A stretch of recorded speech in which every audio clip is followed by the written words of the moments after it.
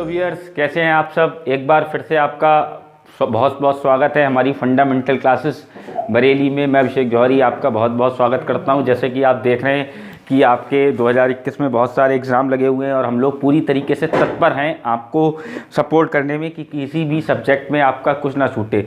तो उसी सीरीज़ को आगे बढ़ाते हुए जैसा मैं आपकी पॉलिटी की सीरीज़ लेके चल रहा हूँ फंडामेंटल राइट, हमने आर्टिकल 12 से 35 तक सब आर्टिकल कवर कर लिए हैं।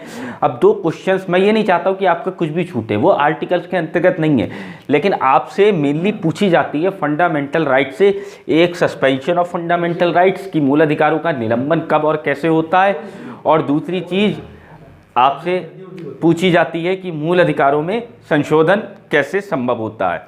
तो देखिए, हम पहले बात करते हैं मूल अधिकारों का निलंबन और नेक्स्ट वीडियो में हम आपको बताएंगे एक सेपरेट वीडियो में मूल अधिकारों में संशोधन कैसे कैसे होता है। इन दोनों से काफ़ी 80% क्वेश्चन आ जाता है। कई बार वो आर्टिकल 12 से 35 तक क्वेश्चन ना पूछ के फंडामेंटल राइट या पार्ट 3 से रिलेटेड इन पार्ट से क्वेश्चन पूछ लेता है।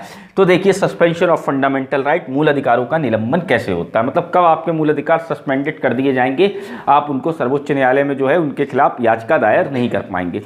तो देखिए, सबसे पहली चीज़ आपको ध्यान रखनी है कि आर्टिकल 20 और 21 कभी भी सस्पेंड नहीं होते हैं।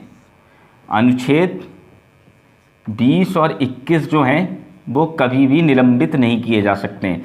अनुच्छेद 20 होता है अपराध दोष सिद्धि से संरक्षण, जो मैंने आपको बताया था। अनुच्छेद 21 प्राण एवं दैहिक की स्वतंत्रता, मतलब राइट टू लिव। तो ये दोनों अधिकार कभी भी सस्पेंड नहीं किए जा सकते हैं। और ये कब हुआ? 44वें संविधान संशोधन 1978 में, 44 कॉन्स्टिट्यूशनल अमेंडमेंट में 1978 में ये बात हुई कि आपके ये दोनों फंडामेंटल राइट कुछ भी आपसे छीने नहीं जा सकते हैं। ये बात आपको ध्यान रखना है। ये पूछा जाता है कौन से मौलिक अधिकारों का निलंबन संभव नहीं है, तो कौन कौन से मौलिक अधिकारों का? अनुच्छेद 20 का और अनुच्छेद 21 का जो है सस्पेंशन संभव नहीं है। क्यों? 44वें संविधान संशोधन में ये बात कह दी गई। अब एक चीज़ आपको ध्यान रखनी है कि आपकी मौलिक अधिकार सस्पेंड कब होते हैं। तो मौलिक अधिकार सस्पेंड होते हैं आपातकाल में, इमरजेंसी प्रोविजंस, जो आप मेरे साथ आगे कॉन्स्टिट्यूशन में पढ़ेंगे। इमरजेंसी कब लगती है? इमरजेंसी के 3 आर्टिकल होते हैं वैसे, एक 352, एक 356 और एक 360, लेकिन यहाँ पर हम जो बात कर रहे हैं वो आपातकाल 352 के हिसाब से बात कर रहे हैं। आपातकाल 352 क्या होता है? युद्ध, बाह्य आक्रमण, युद्ध हो जाए किसी देश से या आपस में, जैसे वर्ल्ड वॉर वगैरह हो जाए, या किसी कंट्री से बाहर हो जाए, या बाह्य आक्रमण कोई आक्रमण कर दे, या फिर आंतरिक अशांति या सशस्त्र विद्रोह, अंदरी विद्रोह हो जाए, तो इमरजेंसी प्रोविजन 352 के तहत के थ्रू जब आपातकाल होगा तभी मूल अधिकारों का निलंबन होगा। यह भी मैं थोड़ा एक उसमें बता देता हूँ। आर्टिकल 356 को हम साधारण भाषा में जानते हैं राष्ट्रपति शासन। जब किसी राज्य में संवैधानिक तंत्र विफल हो जाता है तब राष्ट्रपति शासन लगाया जाता है, तो वो कौन सा प्रोविजन होता है? 356, अनुच्छेद 356। और अनुच्छेद 360 क्या होता है? वित्तीय आपातकाल, जो भारत में अभी तक एक बार भी नहीं लगा है। ठीक है, तो अभी जिस हम आपातकाल की बात कर रहे हैं वो कौन सा आपातकाल है? 352। जब 352 आपातकाल होता है तो आपातकालीन स्थिति में हमारे जो है मौलिक अधिकारों को सस्पेंड या निलंबित किया जा सकता है। अब उसमें आपको एक चीज़ ये ध्यान रखनी है, आर्टिकल 19 जो स्वतंत्रता का अधिकार है हमारा, राइट टू फ्रीडम, वो अगर सशस्त्र विद्रोह के आधार पे आपातकाल, मतलब जैसे मैंने बताया युद्ध, बाह्य आक्रमण और सशस्त्र विद्रोह, ये तीनों चीज़ें आर्टिकल 352 में कंपेयर होती हैं। अगर सशस्त्र विद्रोह के आधार पर इमरजेंसी लगी हुई है तो आर्टिकल 319 भी आर्टिकल 19 भी जो है वो आपका सस्पेंड या निलंबित नहीं हो सकता है। और ये किसके अंतर्गत बात कही गई है? आर्टिकल 358 के अंदर ये बात कही गई है कि आपका अगर सशस्त्र विद्रोह के आधार पर, जिसको पहले जाना जाता था आंतरिक अशांति, इंदिरा गांधी के पीरियड में, उसके बाद 44वें संविधान संशोधन में इसका नाम बदल कर दिया गया सशस्त्र विद्रोह। वो मूल संविधान में इसके लिए यूज था आंतरिक अशांति। तो इस केस में अनुच्छेद 358 के अनुसार आर्टिकल 19 भी आपका जो है वो सस्पेंड जो है आर्टिकल 19 जो है वो सस्पेंड नहीं होगा।